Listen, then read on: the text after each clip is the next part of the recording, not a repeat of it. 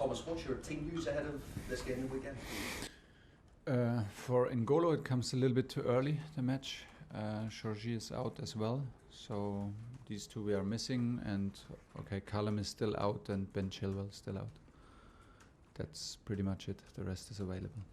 We're assessing this top four race on a weekly basis as results change. How are you calling it as of today? How I call it? Yeah. Well, it's not. This is none of interest how I call it. I don't have a name for it, and I can understand that you assess it all the time. We would rather not be in your assessment, and but we are, and it's our responsibility, and that's why we need another reaction of a reaction. So that's where we are. We had a week to prepare, which was nice. But not nice because we preferred to play Champions League. But it was nice to have the team, to have influence in training, to set the focus on the things we want to improve, and we need to. Well, we want to meet our standards, and we demand a lot from us. I think there are a lot of reasons why it's maybe also sometimes normal to drop in intensity and to drop in. The level of effort, but as we are an elite sports team and an elite sports club, and we compete on a very very high level of this sport, there's not much room for normal behavior. We want elite behavior, and this includes me. So we need to step up, show another reaction, and show that we can play better, we can have more impact and more effort in the matches. And start from there on tomorrow.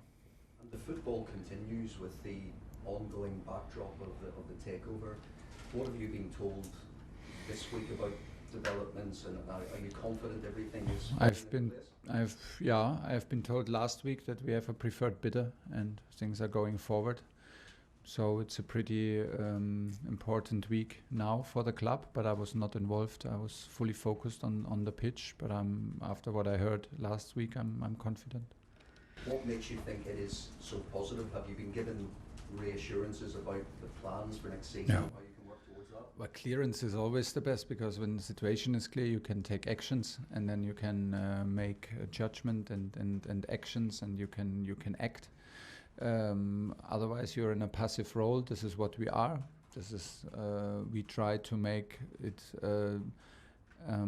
the smallest issue possible, but it is of course it is always there, and we prepare to have it like in a clear and forward thinking situation, and this is what we're looking for and hoping for, that we know what we deal with, and we know what the circumstances are, and what the circumstances are in improving the team, and that we can act and not react, or even worse, do nothing. I just wanted to ask you about Lukaku as well. Obviously didn't come on against Everton when you were needing a goal. Mm-hmm. Just how do you get the best out of him going forward, and do you see a situation that you want him to be part of your squad and can be an important part of your squad next season? Always, yes and yes. I want him to be an important part of the squad, and he is right now in a very important part of the squad next season. As I just said, there is no way for us to do. There is no recruitments and no players are about to leave, because it's simply not possible. If the situation changes, we need anyway to adapt all the time to contractual situations, to individual situations of the players, to what we want, what we think, and what the development will be. But we signed a big player, and he still is a big player. He didn't come on because we only had 3 changes, and we used one, unfortunately, and had to use one in halftime for Georgie. Otherwise, there was a huge chance that we would have had the same changes then against West Ham, where he was involved with Hakim and Christian Pulisic to turn the game into our favor. And he trained very well, and maybe starts tomorrow. Let's see. Last one, Paul. And what needs to happen for him to have the impact on a consistent basis that you all dreamed of when he made that big money? What needs to happen for him? Yeah. I don't know what Actually, I don't know what needs to happen. He needs to happen. Everybody needs to happen. This is life as a football player on this kind of level. Everybody does the very best, and it's like for every other player. And of course, we do the very best to integrate him. And then it needs to happen. He needs to happen. We need to support him and trust in what we do. It's there is not this one thing that we can provide or we need to find to make this happen. It's about trust, about commitment, about also about the feeling for the game, a bit of luck, game momentum. That's it. Moves. Thomas, great to meet you. In terms of recruitment, you just said there won't be any. I mean, even if the club is taken over. I said what? Recruitment. Yeah. You said there won't be any. Is what Moose said. If the club is taken there is none in the moment. Yeah, not possible. It will be taken over the club before the transfer window opens. You say so, but we're not sure, no? But maybe yes. Okay. If it is, are you already looking for replacements for the likes of Rudiger and Christensen, who we know will be leaving? Of course, but in the moment it's a very small process. You look at it and that's it. We cannot make contact. We cannot get in touch. We cannot convince nobody. We cannot make an offer. So it's just we're having a look. We have ideas and that's it. So in terms of your competitors, you're starting the summer and the transfer window. Yeah. Way behind in that race. Yes, we are behind in that race. We said before, yes. But look, it will be maybe a disadvantage, but not a decisive disadvantage. Whatever team it is, we will be competitive because we are competitors and the club will always be strong. So even if things turn out and it's the exactly same squad, we will arrive for the very first match to win the match. We have never done anything else and we will not do anything else. We have ideas and we have clear ideas how to improve, how to freshen up the squad, how to improve the squad, how to bring new energy, new quality. But would not be the first transfer window where you have a wish and you cannot make it as a coach. So we will find solutions, and we first of all we need to adapt to the general situation to see if it's possible and then what's possible. Regarding the ownership as well and the takeover, would that be an explanation as to some of the recent results the team have had? I mean, does it affect the team, what's happening at that level of the club? It surely affects the team, but I cannot tell you to which degree. The longer situation goes, I mean, now it has a huge effect because Tony leaves us in the middle of that of the process where we are sanctioned and could not even fight, could not do another offer, could not be in negotiations. So it clearly has an effect, and it makes not so much sense to deny it. We lose now one of our key players, so it is proven it has kind of this effect, and this decision has an effect in the dressing room because Tony is not isolating here when he's here at Cobham and does not talk to anyone. So he is a huge part. He is a leader, and of course the situation is like this, and the situation regarding to the future of every individual player is not that clear. So because there are no talks for nobody at the moment. So yes, we try to minimize that influence. I think it's the most important to accept it and to not use it as an excuse. So if there's a certain degree of distraction, a certain degree of uncertainty, okay, we accept it, but there is still like another 100% to reach, and this is still our level. There are many reasons. There, like also look at our schedule and look like if you come from like the situation was like we come from big knockout matches like against Real Madrid in Wembley, and then you go back suddenly after busy schedule, you go back to the league and play for points, and maybe the team had a bit the feeling that there is like, yeah, we have not so much to win, not so much to lose, and you lose maybe a little bit the edge, and this can already be enough to lose matches, and then you lose a bit the confidence.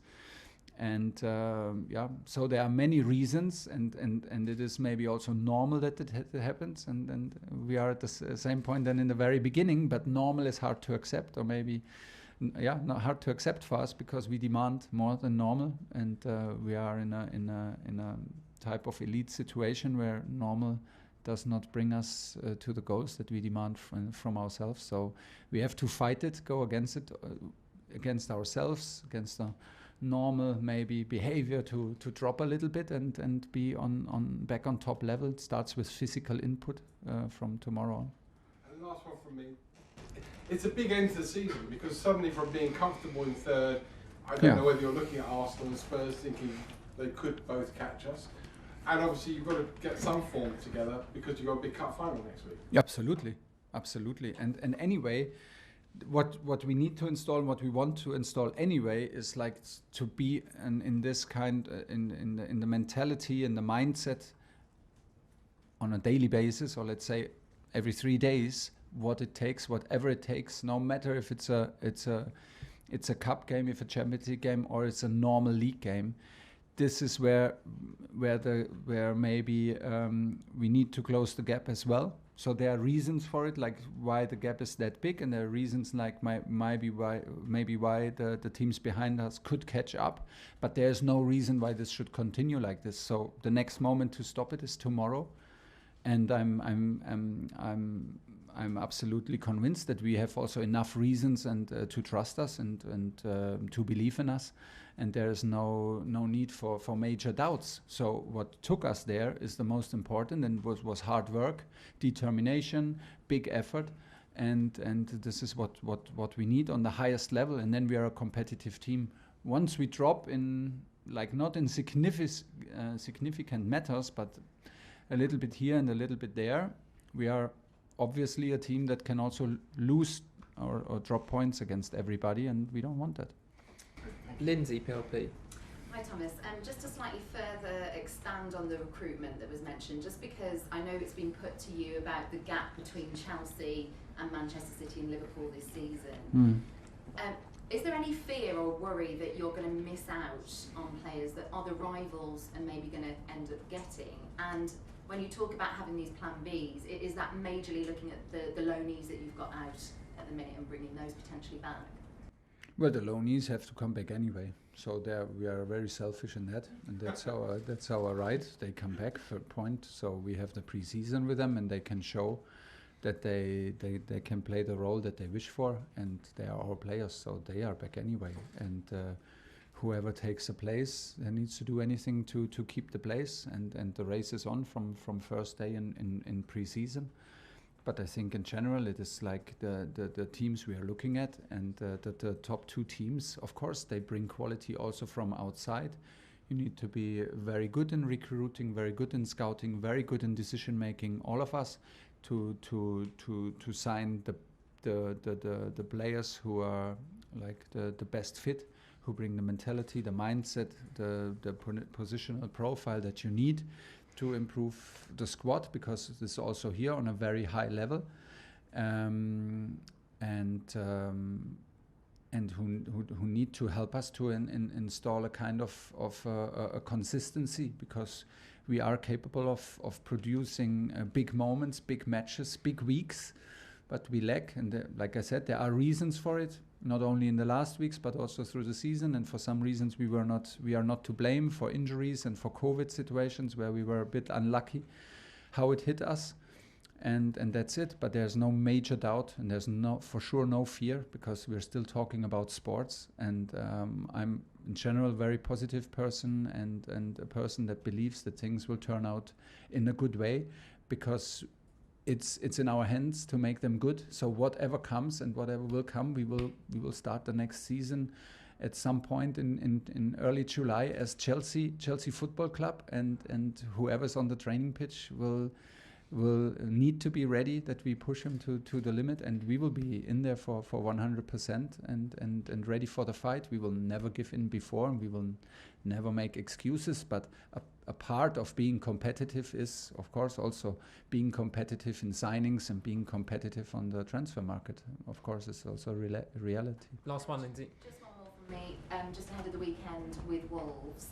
They've had a very mixed season, certainly ending it quite indifferent to how they have been at different periods. Yeah. Does that make it difficult for you to know what to expect from Wolves this weekend? Yeah, a little bit. They had problems in the very beginning with the results, and then they were very, very strong over a large part of the season. They struggled with results in the last weeks, Obviously, yeah, everybody sees that. This is a given. If you go a bit deeper into the statistics and deeper in the analyzing of the game and the matches of them, you see that it's still very, very difficult to create chances. It's very difficult to bypass their defenders.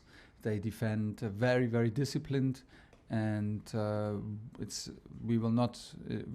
For me, it's not possible to hurt them by pure ball possession. We experienced that kind of game in the first match, where we struggled a bit in the first half with their structure on the ball. We didn't allow anything. We defended very well, but we struggled also to create. So we need to be very aware of the moments where it's possible to accelerate the game. It's so far in the season and also in the last matches almost impossible to catch them on a counter-attack, because they protect them. They are very well protected when they attack. So yeah, it is. We need a good mix between patience and still, while we are patient, we need to we need to try to play a high rhythm, that we don't get the feeling that everything gets a bit stuck. So we will try to implement a high rhythm, and I expect like their core performance of discipline and very well structured team. I don't know if you saw Christian Pulisic's dad, his tweet, which was then deleted, but he was saying that he said that Christian's he's in a sad situation, and his dad talked about his love for the club, his teammates in London.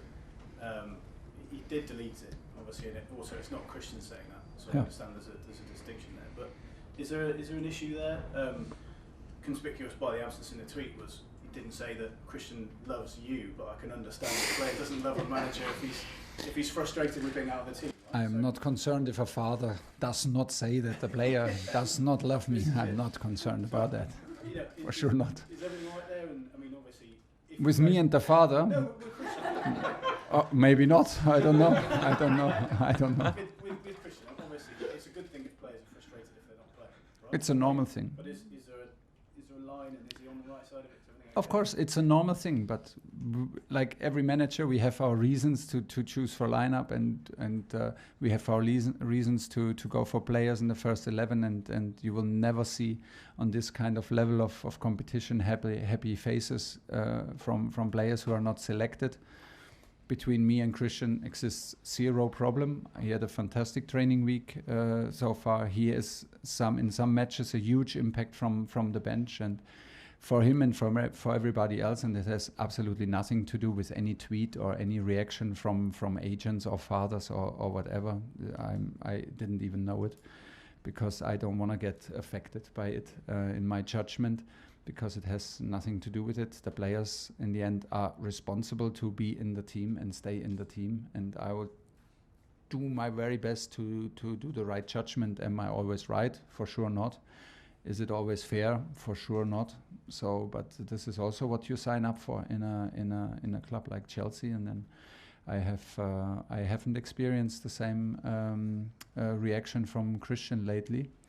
Was actually the opposite. He's very strong, very positive in the last weeks. Okay, last question in the broadcast, Simon. Hey Thomas, given what you were saying earlier about Rudiger and the cost of sanctions, does that make getting Thiago Silva that deal done nice and early? Like a good thing that you're relieved that was done before this all happened, and the impact of his leadership next season? Yeah, but every decision you do and you're convinced is a good decision, no matter when you do it. For nobody could see that this kind of situation is coming, and we are sanctioned and cannot react and cannot act on the transfer market and cannot act with our players. And so, of course, we are happy because we wanted to do it, and we did it in a moment where we could. It was not done because a sanction was coming. It was done because we were convinced. And this is the most important, that we have a reason, and the player wants to stay, and he sees his role, and we see, of course, his influence. It will be a huge challenge for Thiago also. So we are aware of his that he is not in the beginning of his career. And it will be also a huge challenge for him to keep the level up. So, yeah, was stays like this. It's a good decision. It has nothing to do with the sanctions. Okay, we'll leave it there.